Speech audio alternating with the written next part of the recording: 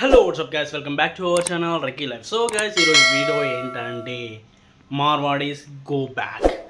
So ఇదైతే చాలా అంటే చాలా చాలా సంక్లిష్టమైన సిచ్యువేషన్ అనమాట. సో మన దేశంలోకి బ్రిటిష్ వాళ్ళు వచ్చారు, బ్రిటిష్ వాళ్ళని తరిమి కొట్టేసినాం అనమాట. ఇంకా మన ఆంధ్రప్రదేశ్ అనే ఉమ్మడి రాష్ట్రంలో ఉండి ఆంధ్ర వాళ్ళు మన తెలంగాణను దోచుకుంటున్నారని చెప్పేసి తెలంగాణ డివైడ్ అయితే చేయడం జరిగిందనమాట. సో అవన్నీ జరుగుతున్న తరుణంలో మార్వాడీస్ అనేవాళ్ళు చాలా చాలా తక్కువ మంది ఉండేవాళ్ళు. చాలా అంటే చాలా తక్కువ ఉండేవాళ్ళు అనమాట. అప్పుడు సరే వాళ్ళను పట్టించుకోలేదు, ఒక చూపు చూడలేదనమాట. సో అప్పుడు ఒకరు ఇద్దరు ముగ్గురు నలుగురు ఐదుగురు ఇప్పుడు రాష్ట్రాన్ని శాసించేంత స్థాయికి వాళ్ళు ఎదగడం అన్నది జరిగిందనమాట.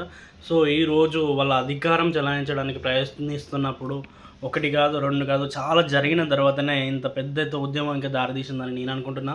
సో ఏదైనా ఒక్కదానితో స్టార్ట్ అవ్వదు, కొన్ని జరుగుతూ ఉంటే సహించలేక ఓపిక పట్టలేక తర్వాత తిరుగుబాటు అనేది స్టార్ట్ అవుతుందని నా ఇంటెన్షన్ అన్నమాట.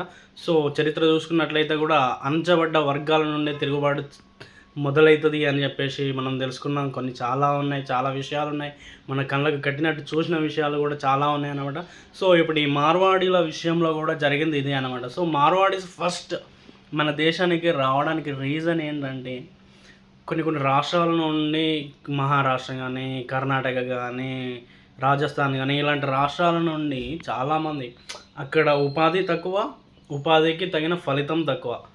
మన తెలంగాణ రాష్ట్రం కొంచెం కాదు చాలా వరకు అభివృద్ధి చెందింది కాబట్టి ఇక్కడ అన్ని రకాల పనులు దొరుకుతాయి. ఇక్కడ ఇండస్ట్రియల్ ఏరియా కూడా ఉంది కాబట్టి మన హైదరాబాద్లో చాలా డెవలప్మెంట్ ఉంది కాబట్టి చాలా రాష్ట్రాల నుండి ప్రజలు వచ్చేసి మన తెలంగాణలో, మన హైదరాబాద్లో, మన వరంగల్లో, మన హన్మకొండ, మన రాష్ట్రంలో ఎక్కడైతే ఉపాధి దొరుకుతుందో అక్కడ వాళ్ళు పని చేసుకుంటూ జీవనం కొనసాగించేవాళ్ళు.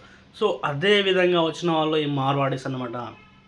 సో వచ్చి ఒక్కొక్క పని చేసుకుంటూ ఇక్కడే ఐడెంటిటీ సంపాదించారు.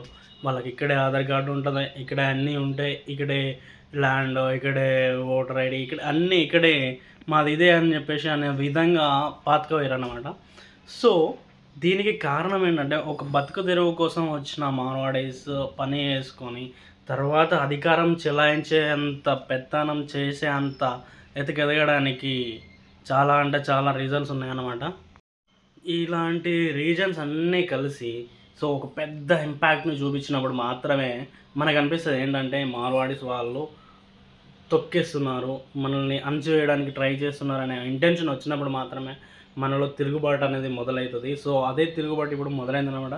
సో మార్వాడీస్ గో బ్యాక్ నినాదం కరెక్ట్ అని అనుకున్న వాళ్ళు ఖచ్చితంగా కామెంట్ చేయండి. నేను మాత్రం ఈ వీడియో ద్వారా మార్వాడీస్ గో బ్యాక్ అనే ఒక నినాదం చేస్తున్నాను అనమాట.